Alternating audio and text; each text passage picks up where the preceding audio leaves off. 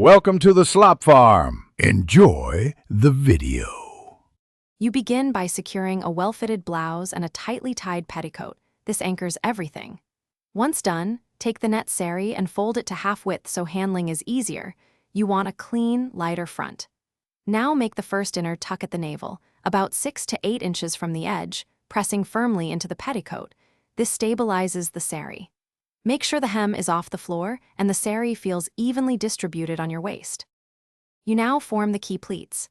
Take 6 to 7 even pleats, about 3 to 4 inches each, aligning hems so the net falls uniformly. Once pleated, tuck them neatly slightly left of center into the petticoat and anchor with a safety pin through fabric and petticoat. This prevents slippage.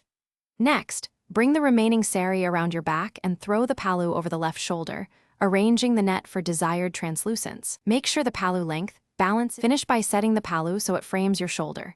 Secure it with one discrete pin through the blouse and fabric, and add a second pin on the inner chest if you need extra hold. Then check the hem. Make sure it shows your footwear and falls evenly. Retuck any loose sections at the waist for a clean line. If the saree slips while you move, tighten the petticoat drawstring and place hidden pins at stress points. That quick fix keeps the net saree elegant and secure. Thanks for watching. Consider subscribing if we helped you today.